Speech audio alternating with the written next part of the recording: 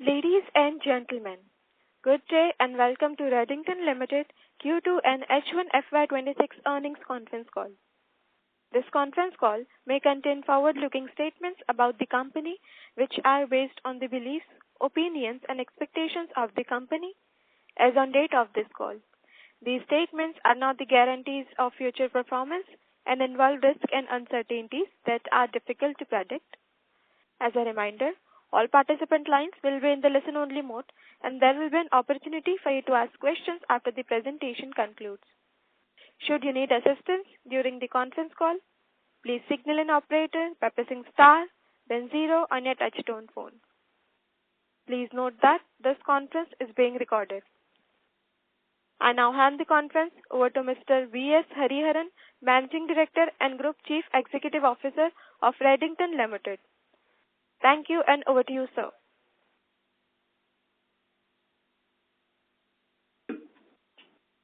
Thank you. A very good morning to everyone. It's a pleasure to be here, and I'm delighted to share with you our results for Q226. This has been our best quarter so far from a revenue perspective, recording nearly 29,118 crores of revenue, with a quarterly profit of 388 crores. The profitability was the best Q2 ever. Our revenues grew at 17%, with EBITDA and PAT growing faster than revenues. Overall, PAT for the group was standing at 1.33% for the quarter, and excluding Arena, PAT was at 1.57%. It is a continuing story of profitable growth, with growth coming back strongly across all business segments and many geographies. From a geography perspective, the revenue growth was contributed by a strong growth in many geographies, as I said earlier. India at 23%, UAE at 23%, Saudi Arabia at 10%. If you remember last year around the same quarter, we had a growth challenge and we have recovered well. GCCL, newly formed cluster consisting of GCC countries outside of UAE and Levant countries, grew at 22%. Africa continued to be stable at 8%. Overall, a very strong performance with PAT growing faster than revenues across most geographies. As I said earlier, all business units contributed well to the growth. Mobility grew by 18%, contributing to 35% of the top line, driven by stronger demand in the premium segment. Impactful NPIs. This quarter we have NPIs, and that had a good impact. And a very strong execution in the direct-to-retail segment in India during the quarter. The ESG business, consisting of PCs, grew by 11%, contributing to 32% of the top line due to PC business growth both in India and MEA. We see signs of the PC refresh cycle, and we also see increased AI PC penetration, especially in the commercial space, and we see that in India. And estimate that the growth could be higher in the second half of the year if the trend continues. Technology solutions grew by 9%, contributing to 16% of the top line due to higher enterprise demand. Now, I wanted to spend some specific time on Software Solutions Group. As you remember, over the last few quarters, we've been talking about our increased focus on software solutions, and now we have brought the various pieces into one Software Solutions Group, consisting of cloud hyperscaler business, cybersecurity business, application software, and professional services. This is the first quarter we are reporting the results as this group in this new form. It grew by 48%, contributing to 16% of the top line. If you remember, we talked about it the previous quarter that this group for last year grew somewhere between 20 and 25. So we clearly see signs of accelerated growth in this area. As I said earlier, there are 4 pieces in it. There is the cloud hyperscaler business, cybersecurity, application software, and professional services, and all of them recorded good double-digit growth. It also delivered higher than average PAT compared to the group, which contributed to our results being what it is. In the cloud segment, we are working with the hyperscalers and continue to take advantage of the cloud transition and digital transformation which enterprises and large SMEs are going through. In the cybersecurity and the software business, we have been focused on increasing the breadth of our offering, signing up more brands as it makes sense, and increasing the intensity of our go-to-market and the focus with the brands towards gaining wallet share. This is reflected in our growth in SSG of 53% in CISA and 44% in the rest of the world. Overall, there are umpteen opportunities that SSG can offer through subscription models and solutions. Now, where are we investing? We continue to invest on the digital platform, Cloud Quarks. We have been talking about that. We already have the platform, and we are continuing to improve it to add more analytics, to add white labeling, to add automation, to add marketplaces, etc. We are investing in technical pre-sales teams. We are investing in a Redington Academy to train and create certified professionals both inside and outside the company. We are creating ecosystems such as marketplaces where we can bring managed print service providers and ISVs together with the products to get complete solutions for our customers, which is what increasingly in this new world of cloud and AI people are looking for. So all in all, I think we've had a good growth on SSG, and we hope to continue to maintain this momentum with our investments. I think the beginning of a journey. Moving on to operations, I want to talk a little bit about working capital and OPEX.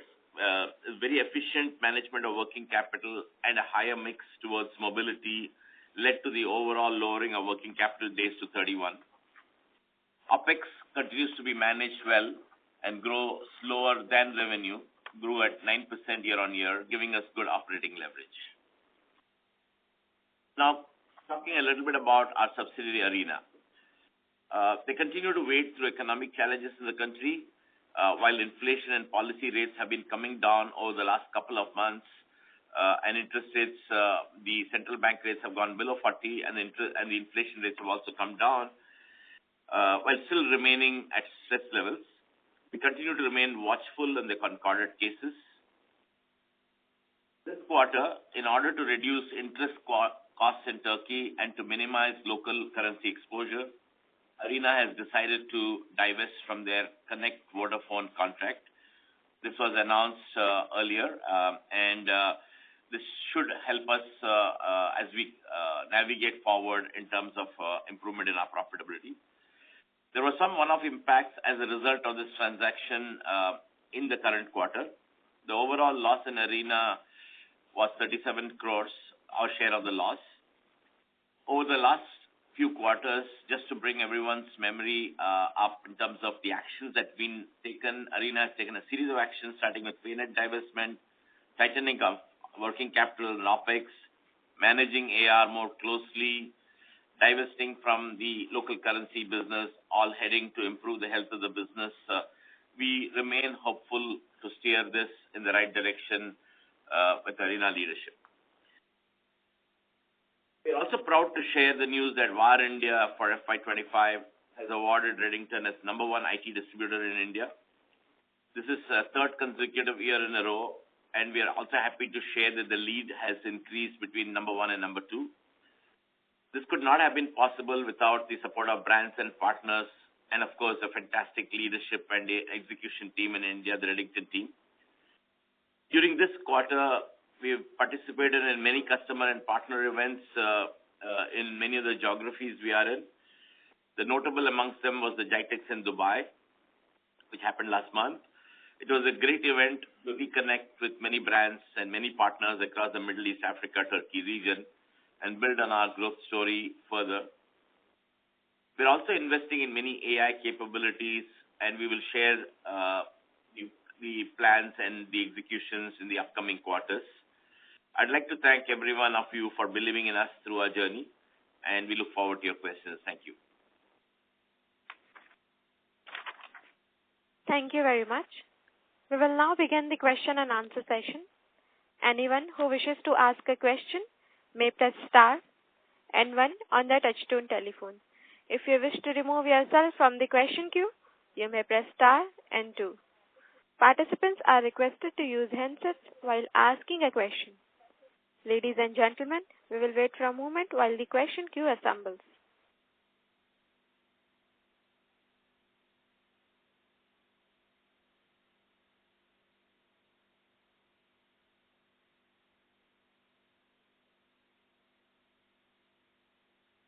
The first question is from the line of Nitin Padmanabhan from Investec. Please go ahead. Yeah, hi, good morning. Thank you for the opportunity.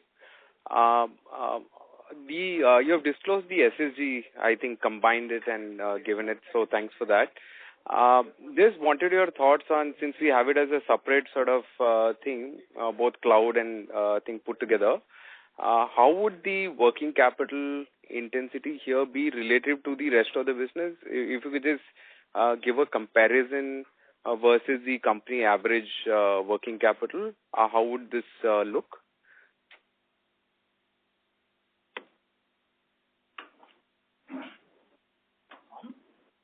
Okay.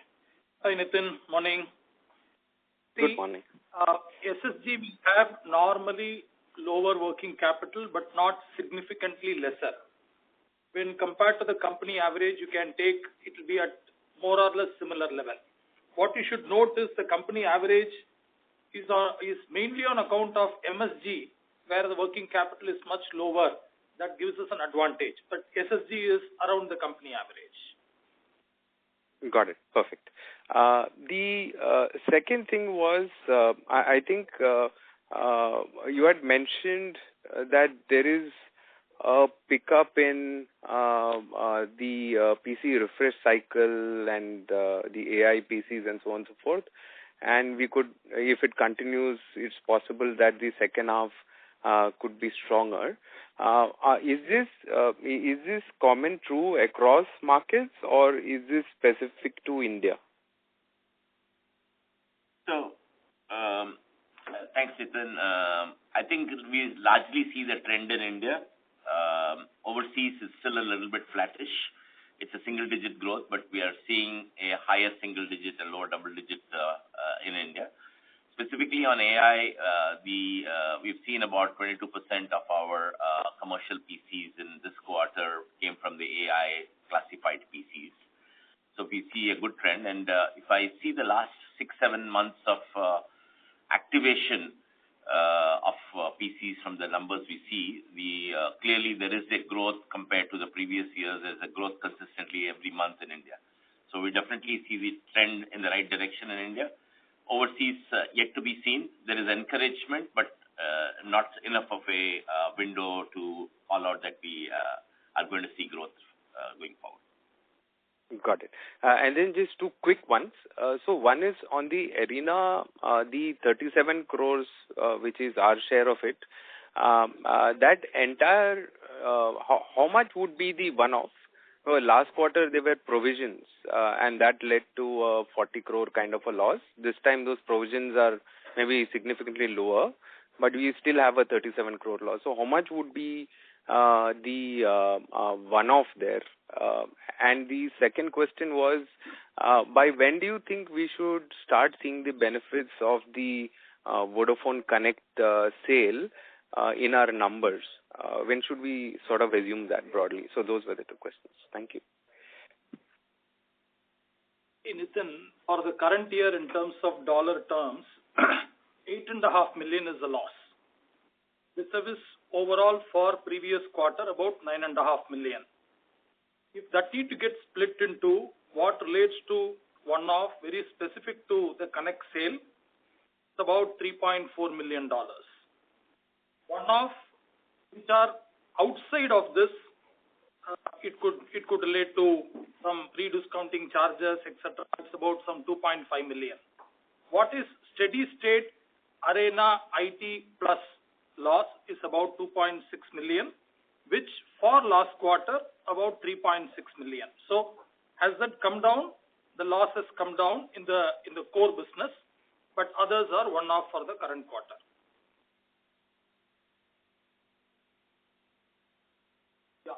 Sure. On and the sales benefit, sorry, I haven't addressed your second question. See, that sale got concluded towards the end or beginning of the current quarter.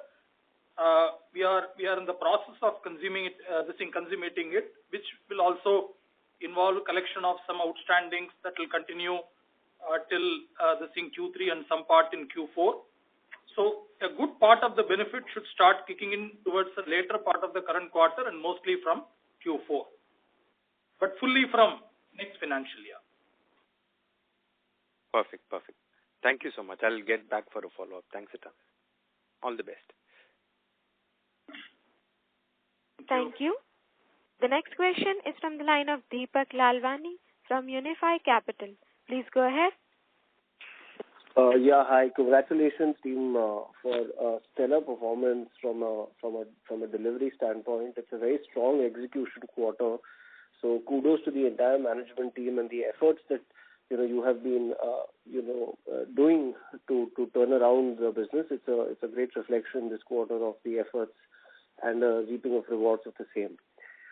So with that, I have a couple of questions. The first one is, sir, could you call out that due to Arena Correct, what will be the extent of revenue, EBITDA, interest, and debt reduction that we will see in Turkey?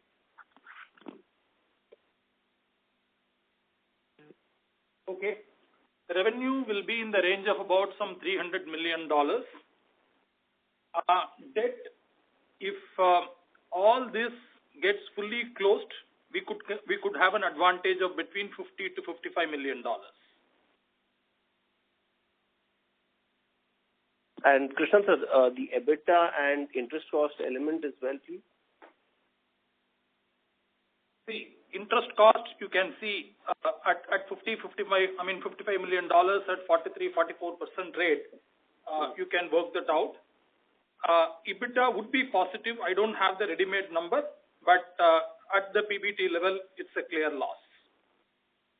Understood. Okay.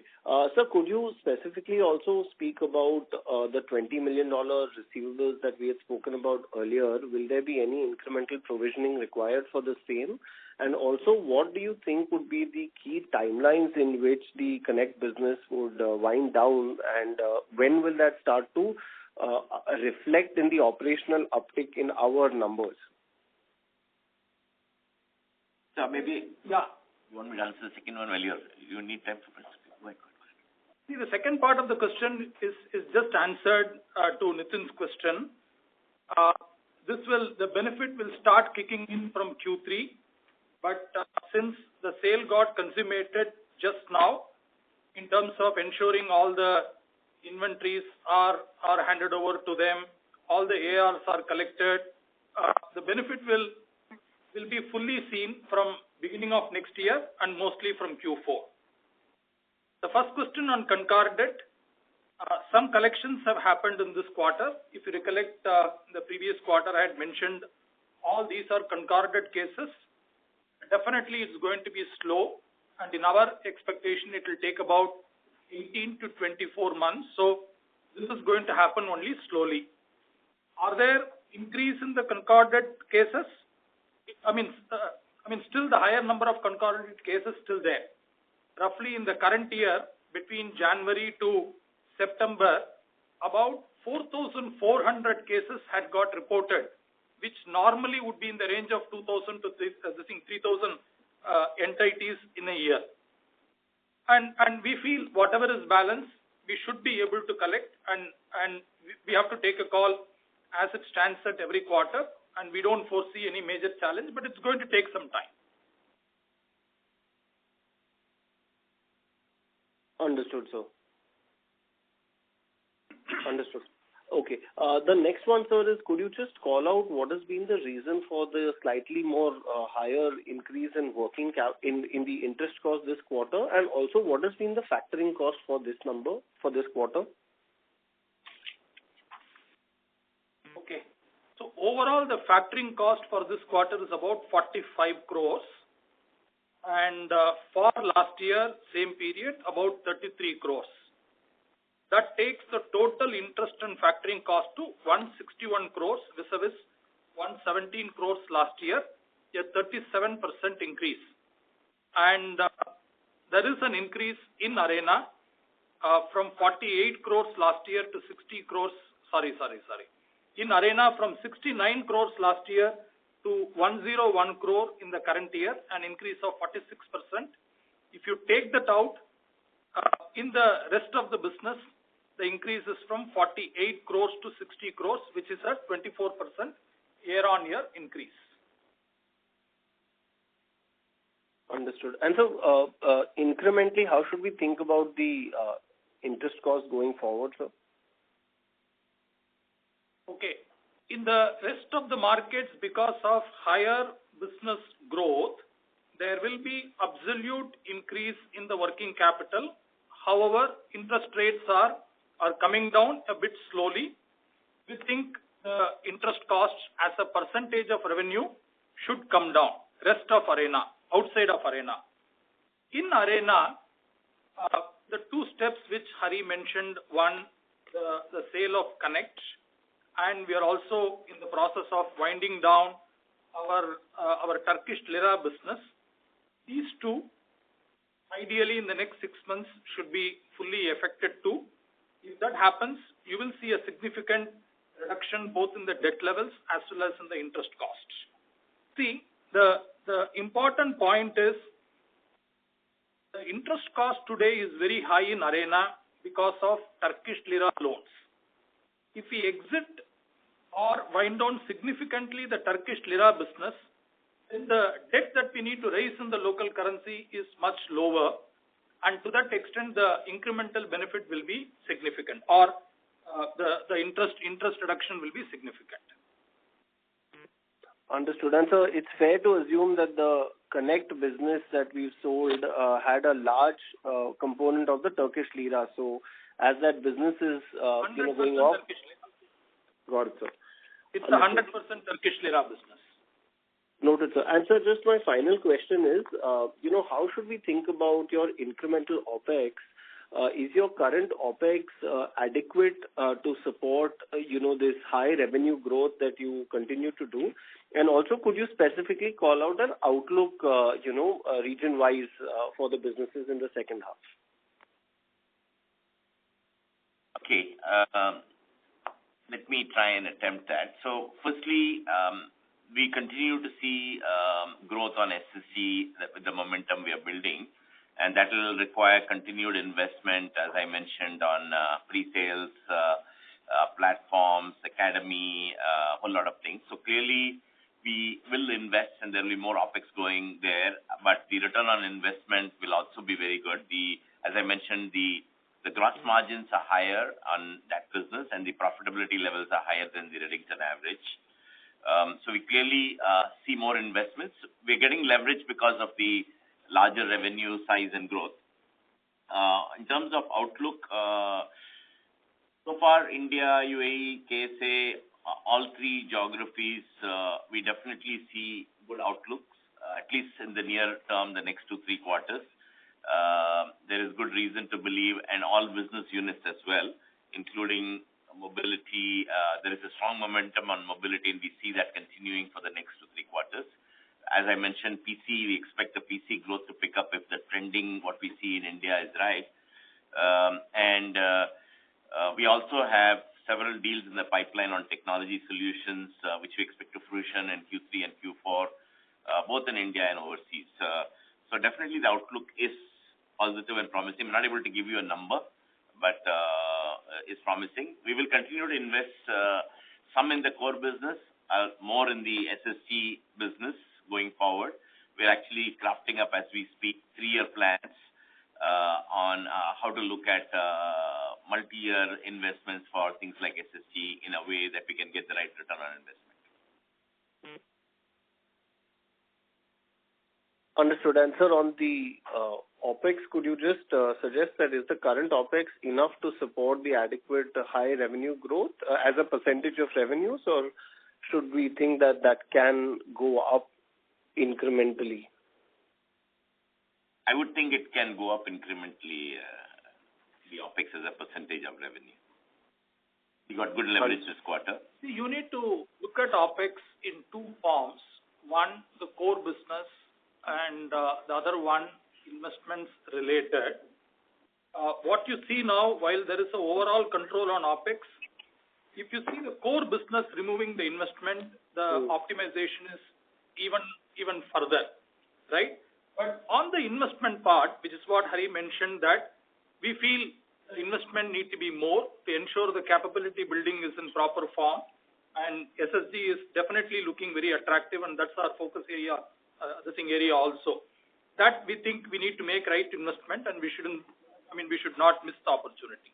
But we will be mindful to keep OPEX percentage growth lower than the gross margin growth. That was always our intention. So we will definitely be working our own action plans to see how to keep that leverage going. See, I need to tell you one thing, which is a very important point. You all know, if the gross margin is X percentage, operating profit is about half of that, and PAT is about 1/4 of that. What we had observed, you can see from the numbers, from the incremental gross margin, what we have derived is almost half of that into the PAT, which very clearly shows, which is the point we have been making even in the last earnings call also on the large deals, right? When we are able to generate incremental gross margin, keep OPEX and working capital under control, what will flow through into the profit will be significant. And that's what we had seen very clearly this quarter. Wonderful, sir. I wish you more quarters of such execution. All the best. Thank you once again. Thank you. Thank you. Before we take the next question, a reminder to all, you may press star and 1 to ask a question. The next question is from the line of Pratik Kothari from Unique PMS. Please go ahead. Yes, hi. Very good morning. So first of all, congratulations. A very strong and quick comeback in numbers. So one on TSG, last quarter or last 2 quarters, we had called out some profitability pressures there. We were winning large deals, but there was on working capital and profitability, we were seeing some issues. So one, growth this year is an outcome of that, where we have let go of few contracts, and just overall, how is that space shaping up? So, again, let me just set the context. So TSG, now the new TSG for us is really server, storage, networking, the hardware components. It had some of the software pieces which have moved to SSG. So clearly, and when we start comparing, we'll compare TSG to TSG likewise. And the actual size of the business has got restated, as you will see, and the percentage contribution of TSG to the overall business. We are definitely seeing good enterprise demand. We are seeing large deals. We will be selective. We will not let go of deals because, as we mentioned in the last few quarters as well, it's important for us to be relevant in the space with our brands and vendors. And there is also a lot of Make in India brand coming up, and the data center deals in India is growing up. So we will participate in these deals. And I think Krishnan had mentioned in the previous earnings call that we always look at by deal, what will be the ROCE that we'll get and what will be the profitability. So we will look at a balance of both. Clearly, if I look at a pure margin perspective, it might pull down the weighted average margin, but with the incremental margin and profitability we'll get on the deals will only increase our leverage. So that's how we will look at it. Clearly, we will go after deals, and we'll balance our risk and return, and that's how we're looking at it. And you will see we do have several deals in the pipeline coming up for the next 2 quarters, and some of them are fairly large. And we will go after them, and as and when we make them happen, we'll also report and share with the group.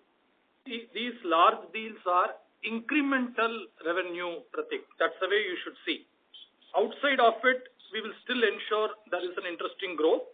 And if there are opportunities which are incremental where our cost increase are going to be marginal, we would want to handle those. Correct. Fair enough. And suppose this Vodafone agreement exit, how much more Lira business stays in Arena? Or is it all USD? So it's a progressive approach we are taking. So as Krishnan mentioned earlier, the Vodafone contract, all of it is 100% Lira. There is some amount of consumer electronic business within the IT business that we have, which also we are exiting. And it might take another quarter and a half to get exit from that. And then there is some channel business which has to be done in Lira. It is not a perfect market where I don't become relevant for a brand. If I go with a brand, I have to operate in multiple channels. And so there might be some amount remaining there, but a smaller amount, where some channels do only business in lira. And I can't work with the brand if I don't do both. So largely by Q4, as Krishnan mentioned, both from the Vodafone contract and we call it the mixed business internally, which is basically lira business on specific products that we'll exit. We might have a small mix of channel business, which is I have to work with a brand which has got both.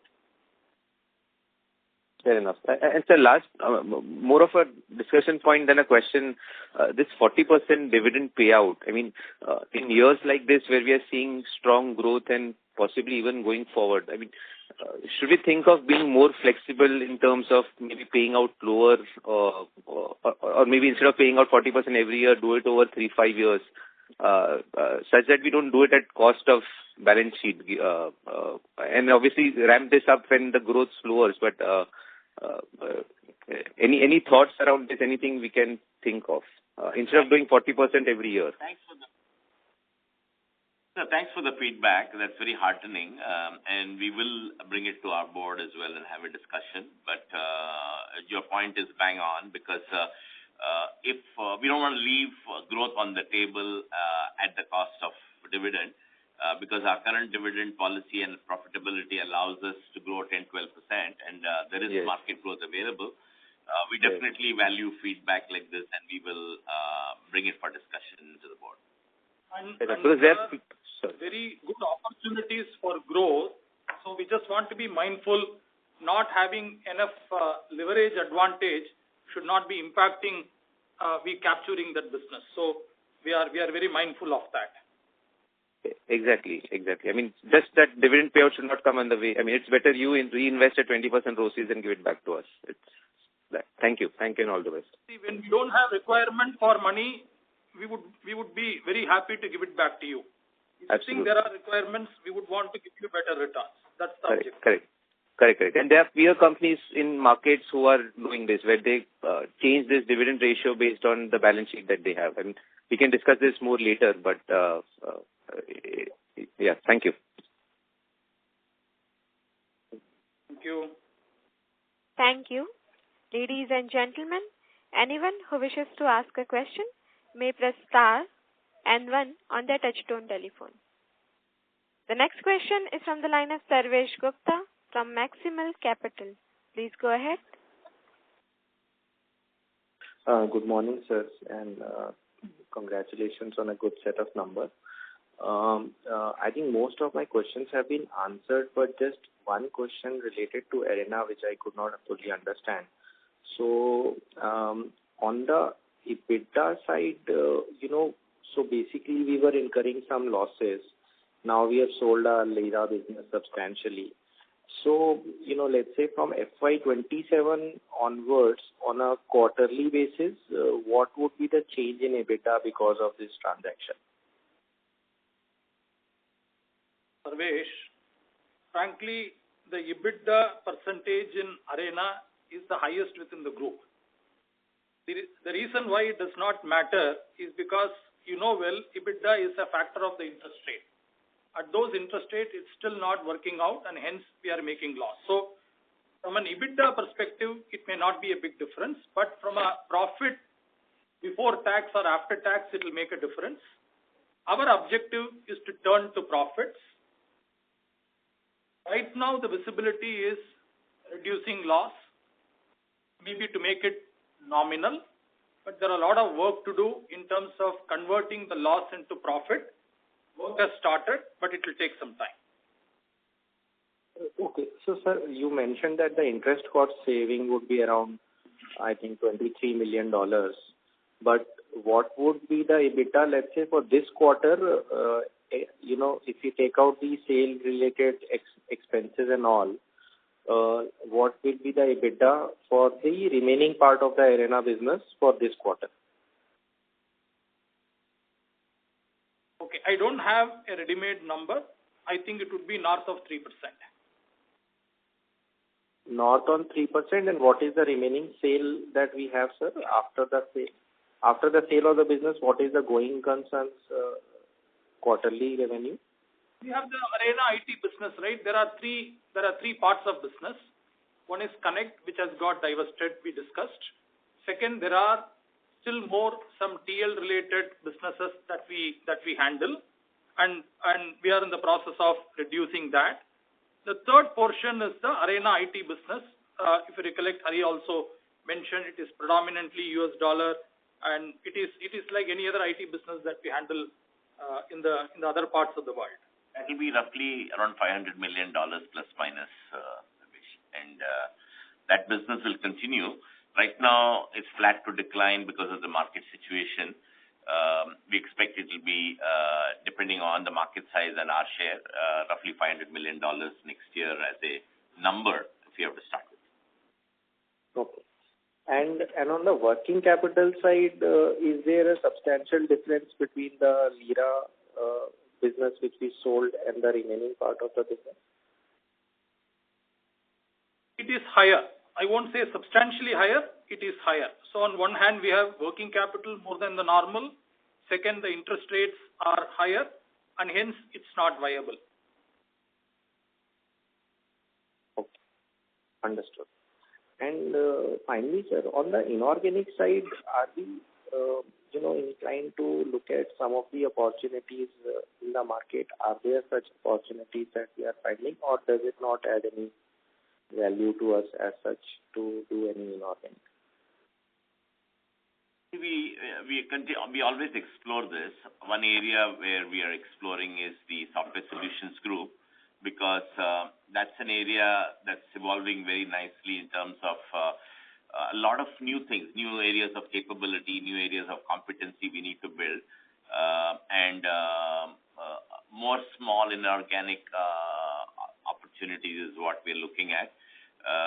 I don't think we are ready at this stage because we are learning as well.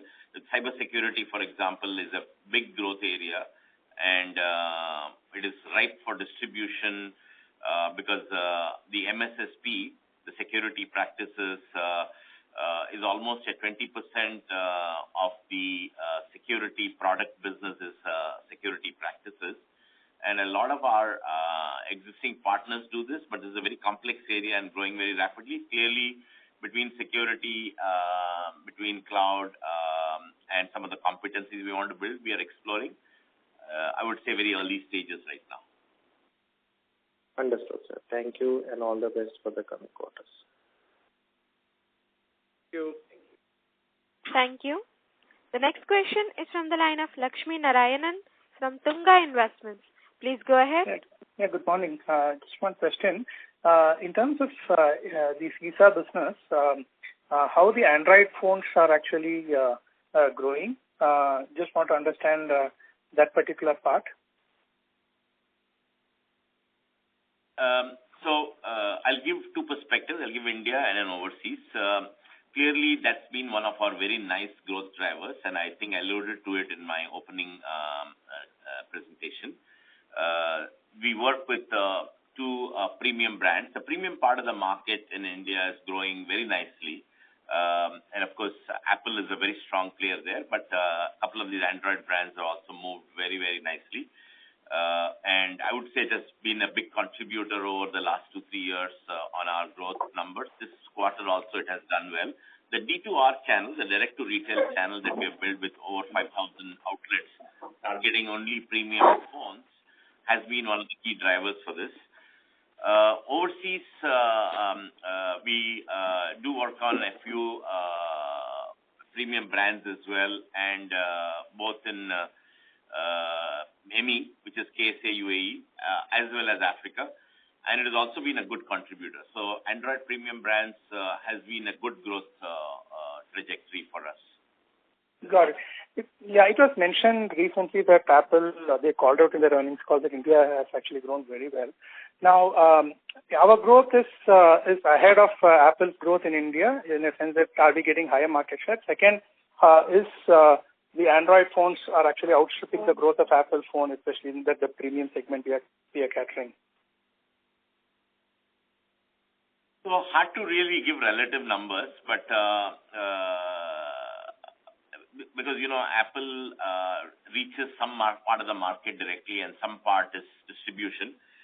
Clearly, in the distribution space, we've been playing a role on upcountry as well, and there is a lot more growth on upcountry, which could have resulted in the distribution TAM being a little bit higher, that total addressable market. As you may be aware, there are only two players in India, Ingram and us, in the Apple space. And, there are times when we do a bit better and there are times that they do a little bit better. So the numbers are roughly 50 plus minus. We're not able to give exact numbers on this. Mm-hmm. But, yes, the market for us is growing because of the many SKUs they have in the upcountry. That's what I would say in terms of Apple itself. Do you have a second question? That's all. Okay. Yeah. Yeah, but we're doing well. Apple, you talked about numbers as well. I think the value business, from a value perspective, Apple continues, and these are published numbers. You can see Apple continues to gain share from a value perspective because they sell into the super premium, ultra premium space very well. And clearly, they're doing very, very well, and we're taking obviously advantage of that growth as well. So the value, from a value perspective, Apple continues to become better and better from a share. Got it. And on the SSG, which is the professional services, just want to understand what kind of, how many resources we have providing these professional services. And second, what kind of liability you actually assume, because these professional services also mean that your person is there in the premises and there could be issues, etc. So just want to understand how are you thinking about this SSG business, from how many professionals and what kind of liabilities you actually come across? Sure. So our own resources, we roughly have about 125 resources in the company, mostly in India, on professional services. And these resources are focused on things like migration, modernization, FinOps, DevOps, a range of services. And we, in most cases, we work with customers through channel partners, and we closely watch our liabilities. And because we want to scale this business, the approach we're also taking is how to create cookie-cutter models rather than every service becoming a bespoke service deal. So take migration, for example. If there are 100 customers, does it have to be 100 instances of migration, or can I find commonalities and find a way to automate this and have different similar sets of migration for similar sets of customers? So that will be our approach. In all of this, the approach we will take is productize the professional services business so that we can scale up with our partners. We do want to bring our partners along in the journey, people who are providing services, professional services, and we can share the margins and the revenues with them. Got it. And any specific areas which actually led to an excellent growth in that group in the first half, particularly CISA? I think it's a matter of focus. I think as we moved within the organization, the different groups around, and also put all the focus, because clearly what's happening is the cloud part of the business had moved completely subscription. Whereas when you look at cybersecurity and software, some products were subscription, some were still licensing multi-year contracts. And we believe directionally everything will move subscription. Similar go-to-market motions where people want to work on a digital platform, they want to automate the renewal process, they want to bundle professional services even from vendors. And all that instinct, once you put it together, it becomes similar. We still work with many brands, so we need to get focused and build practices around each one of these areas separately. But I think the sheer focus and attention has created breadth and depth on all the brands. So we've taken on more brands. We've looked at our wallet share brand by brand and where are we weak and what actions we need to take.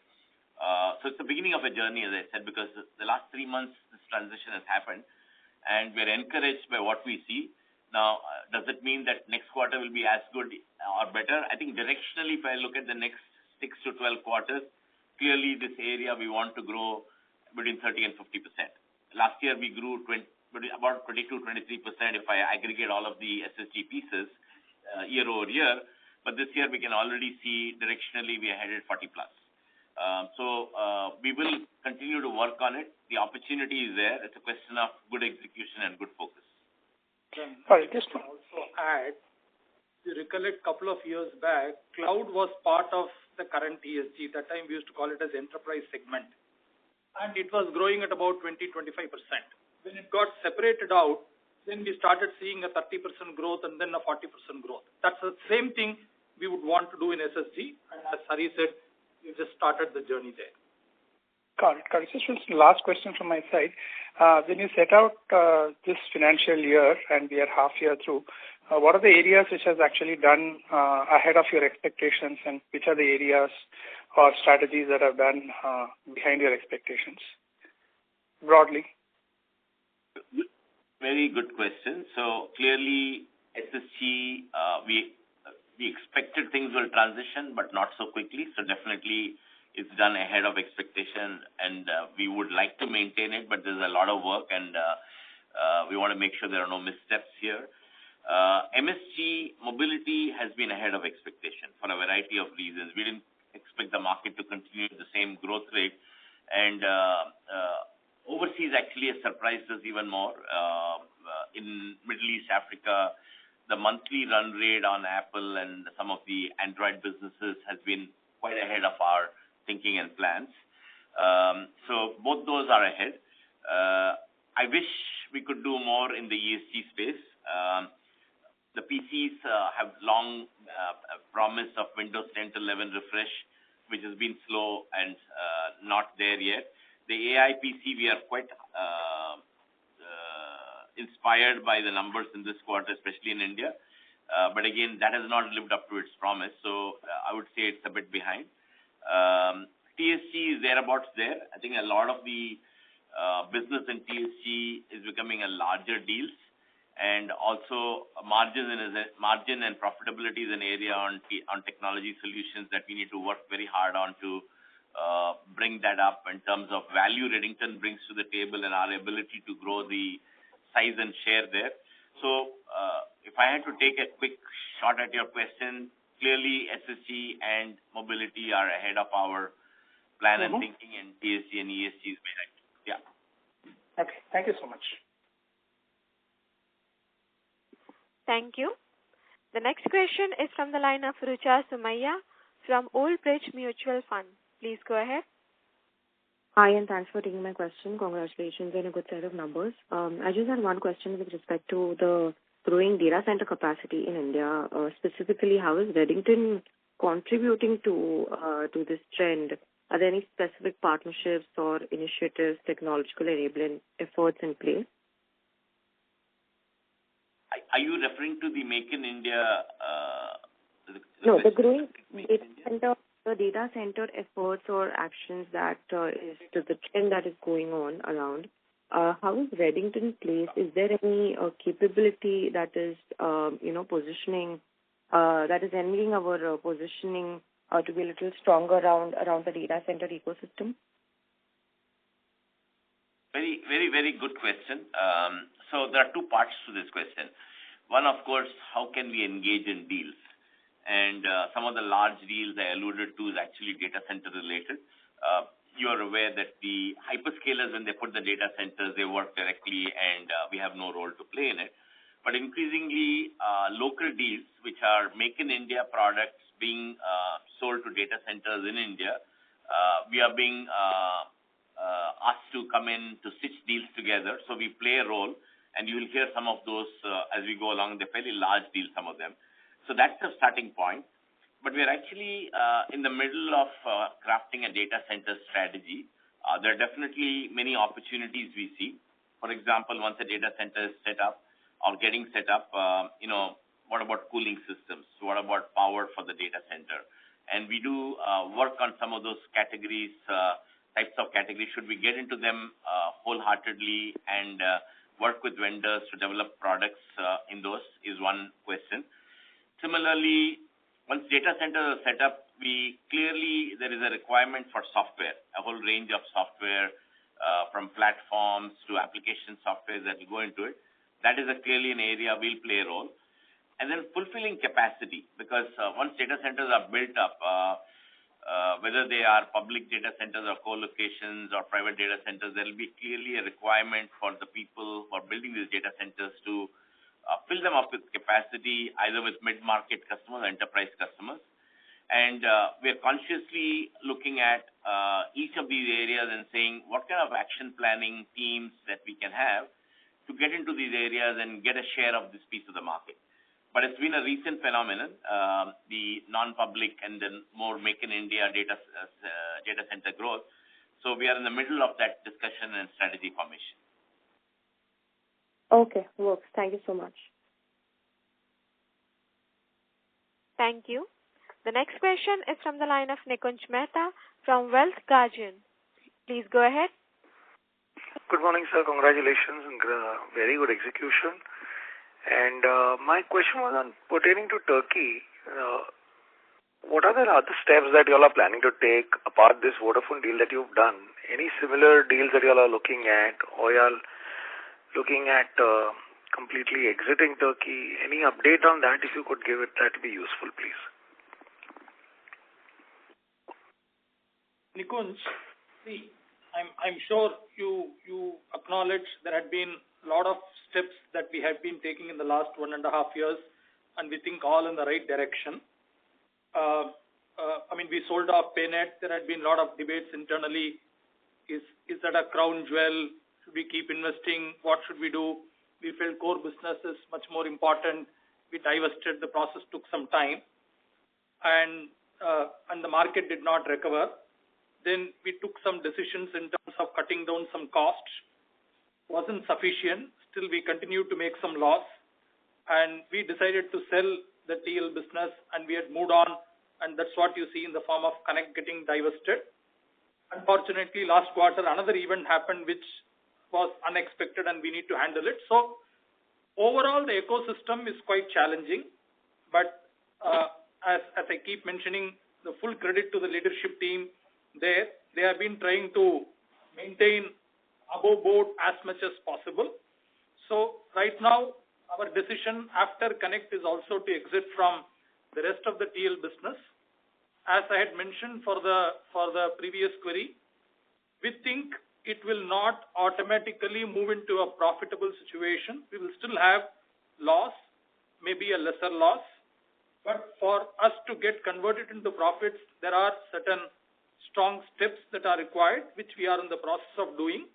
Maybe in about 6 months, we should see some light at the end of the tunnel. That's where it stands. So we are taking right steps, Nikunj. That's what I can tell you at this point. And if I can add to what Krishnan said, Nikunj, there are 2-3 parts to it. The light at the end of the tunnel, we have a business in Redington, Turkey that's very software-centric. That business actually has been growing good double digits profitably. And there are parts of the Arena business, which is Microsoft-centric, also has grown very well this quarter. It's actually contributed to the SSG part of the business, where there is cloud and security and all of that. And that again, in the DTAM space, we have more than 50% share of the Microsoft business in the market in Turkey, also quite profitable. So we're clearly working on action plans there. On one side, reduce dependence on lira business and really manage the working capital down, working capital required, and be more US dollar dependent. But the growth on the software cloud-centric area in Turkey is definitely looking promising. So that can balance off everything else. So we're headed in that direction as well. Thank you so much. Really appreciate the answers and the clarification, and wishing you all the best for the future quarters. Thank you, Nikunj. Thank you. The next question is from the line of P. Venkatesh from Corporate Database India Private Limited. Please go ahead. Hello. Good morning, sir. Hello. Hello. Hello? Yes, you are audible. Please go ahead. Yeah. So I want to know what would be the debt levels in Arena currently? What has been the amount of debt that has been divested, that has been repaid post PayNet divestment? Also, I want to know what would be the investment that you're talking for SSG. So we have been referring to some investments that we'll be making going ahead. What would be the outflow in those investments? And lastly, I want to know, you had referred to the 4 areas in SSG. Broadly, what would be the mix of those 4 areas in SSG revenues? Thank you. Okay, I'll answer the first part of the question, Venkatesh. Arena debt levels are currently at about 130 and odd billion. Used to be about 160 plus. Assume those concorded cases had not happened, we would have definitely been better off by about $15-20 million. But that's where we stand. Yeah. So talking about the investment in SSG, too early to talk about those investments. Since there was a question, I did say that we are exploratory stage right now. So we can't even talk about investment levels, etc. But in terms of the mix of the business, you can say that there is a somewhat of an equal mix between security, cloud, and software business, with software being a little bit higher, but somewhat of an equal mix. And the professional services part of it is less than 10% right now, but it will definitely be an area of growth for us. But between the remaining 3 businesses, you can say fairly equal, with software business being slightly higher weighted.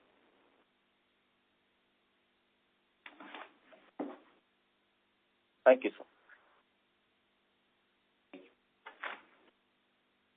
Thank you. The next question is from the line of Sunil Kothari from Unique PMS. Please go ahead. Thank you for the opportunity, sir. First, congratulations on the agility and the flexibility we are slowly now adapting to remove some businesses. But we are giving enough thought before removing those, because we are serving those same customers and same suppliers across the other part of the world also. So really very sensible decision we are taking. Hearty congratulations for that. But my question is, we have one slide on our presentation. It talks about key technology trend, growth CAGR, and what it means for Redington and all. Combining this slide, I would like to understand is, since last 3-4 years, we have grown our top line really well. I'm talking yearly, nothing to do with this quarter or the next quarter. And our bottom line is almost static, having some reason of one time some currency-related interest and everything. Now, another 10 years, if you look at last 10 years, the way we've grown is around 13-15% top line, similar CAGR of bottom line. What is your thought process for next 3 to 5 years? Which are the challenges which can derail from this trend or maybe accelerate this trend? Something qualitative will be really helpful. Okay, let me try and answer that question. You already mentioned that we have been growing at 15% top line and 15% bottom line. If we can maintain that kind of a growth, obviously that would be very interesting for us and will be a good vision. Now, to answer your question, we clearly, the world is transforming. 25% of the total distribution market has become software globally, and software and services. With AI, it is only going to deepen and accelerate. And in our mix of the business, last year it was 15, now it's become 16. So if I look at the different business units, clearly the Software Solutions Group today has an ability to appropriate higher margin to drive higher than average profitability. There's also a professional services, a bundle services attached to it, which can also get you higher margins and higher profitability. That's one of the reasons we embarked on this journey to grow that piece of the business faster. Now, to do this right, Software Solutions Group business right, capable digital platforms, because everything is done on subscription on the digital platform. And we will have to do renewals on it. We'll have to find a way to create a lot of value around the digital platform by bringing multitude of solution providers together so that this business remains sticky to Redington, because it is over digital. So we are bringing in software brands, we're bringing service brands to resellers and customers. We have to keep it sticky. We have to make sure that we add a lot of value to brands and agentic AI solutions. So that will be critical. So those are the positives and the risks. Now, clearly, hardware part of the market is getting more commoditized, and as it gets more commoditized, the expectation from brands and OEMs is to really give lower and lower margins to you. And so what are the risks? The risks can be in the hardware areas of technology solutions and PCs where they are commoditized. So it is that is the balance we'll have to seek. We'll have to keep working on higher margin solutions, and we'll have to make sure that we bring a lot of value over the digital platforms. That's really how we are thinking about it. Sir, looking at last 4-5 years, the way we have grown our top line, bottom line was not matching. What with the reasons? Next 3-5 years, should we expect better bottom line because of this strategy? Because we are agile, we are discontinuing some tough businesses or loss-making businesses. Those should be the very realistic expectations from you. Sunil, let me answer this. See, you are looking at from a window of 3-5 years time frame. Please understand your start point is COVID period, which, believe me, is completely unreal for this business. That's a time where demand was peaking, supply was restricted. You can imagine for an intermediary like Redington, what one-off opportunity that is, right? So to maintain that profitability, that profit amount, you can't imagine what we need to go through, right? And I would urge you to make a comparison between various global players in this industry vis-a-vis Redington numbers. I'm sure your question will get very clearly answered. In terms of growth, in terms of the profit percentage, we keep talking about profit percentage. I don't think anyone does. Third is the return ratios. All the three, ours is significantly superior compared to the rest of the players. I think that's what, in our view, is important. Yeah, we knew that we haven't grown the absolute numbers, but it's not easy. We feel happy that we are able to protect our profitability. But, your question was into the future. I hope Hari has answered. We remain very positive into the future, and we think SSG will be a very important contributor in terms of our profitability into the future. Great, sir. Wish you good luck. Thanks a lot. Thank you, Sunil. Thank you. The next question is from the line of Vinay Menon from Monarch Capital. Please go ahead. Thank you, sir, and congratulations on a great set of results. Just a few questions. One is, sir, Windows 10 support has ended, and are you seeing any impact already of a switch to Windows 11? Is it any visible trends in the market? So as I mentioned earlier, we have not really seen a big uptick because of the migration. Clearly, consumers are still waiting, and a lot of them have not migrated. Commercial, maybe a little bit more, but I think there seems to be a wait-and-watch approach rather than a whole horde of people trying to migrate from 10 to 11. And we also hear that there may be extended support provided beyond the timelines given. So we've not really seen a big impact of the 10 to 11 refresh yet. Okay, that helps. And another thing on the data center side, sir, in terms of large deals, are we looking to get large deals which might be a little lower on margins, or are we going to steer away from anything which, impacts our margins or our ROCE in any way? See, this got answered already, Vinay. See, These are really incremental business. Yes. And these business you need to ensure that you have adequate capital, you are able to manage the complex logistics and structuring of the transaction.